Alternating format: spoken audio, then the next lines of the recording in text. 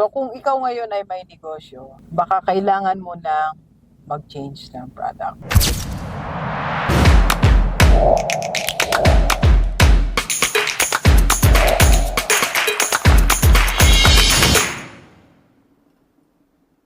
Dito tayo sa Lubao ngayon, may coaching tayo kay Ma'am Joy. So tingnan natin, pakita ko sa inyo paano tayo mag-coach. Let's go, let's go!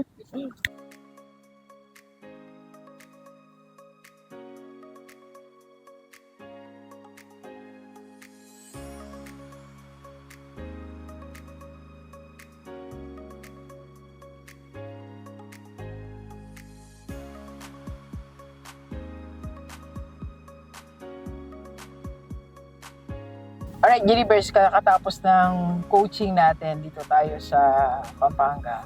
Maya pa, ganda na po kayo na. Okay, ang coaching natin is isang store nila, ma'am. School supply siya.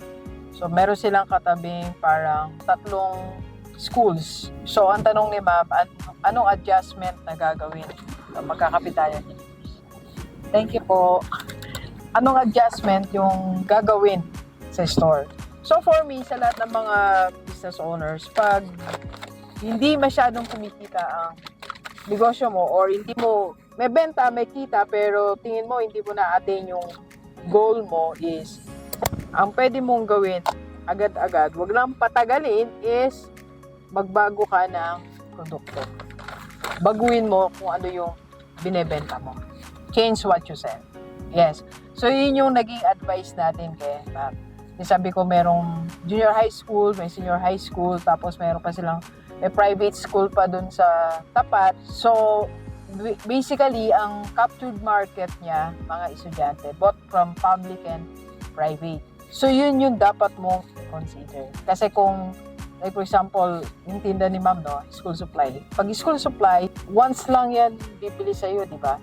Kailan ba matatapos wala na ink yung pen ko, notebook ko, mga ilang buwan bago babalik sa'yo, di ba? So, kailangan magpalit ka ng what you offer, product, considering yung market na meron ka. So, since estudyante yan, pag-usapan namin ni ma'am, nag-recommend ako, so ngayon, magdadagdag siya ng pagkain. So, food. Food ang gagawin natin pang attract ng attention ng ating mga clients. Pero nandun pa din yung school supply sa loob. Meron din school uniform, meron din silang printing. So, yan yung mga services and products nila.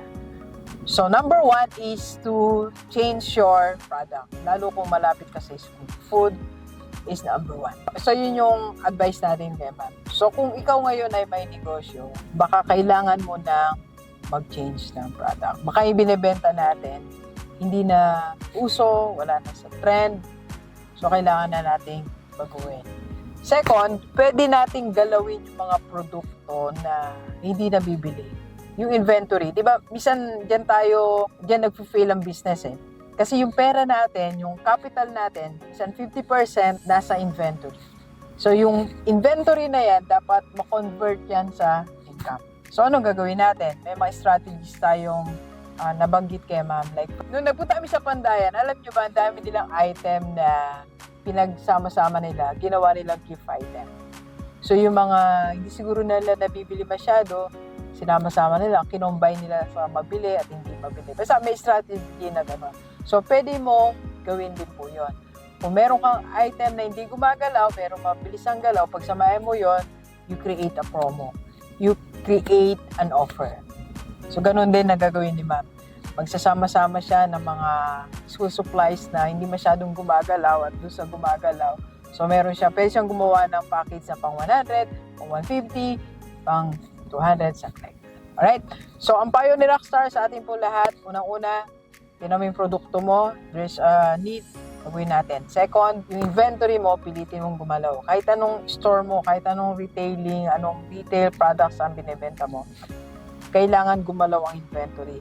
Combined sa fast-moving tsaka yung hindi mga gumagalaw para mabalansin natin. Okay? And sa lahat naman gusto magpa-coach kay Doc, yan lang po ang personal FB. Mag-PM lang kayo dyan. Let's go, let's go. Kape tayo. Medyo mainit pa. Later. Let's go, let's go.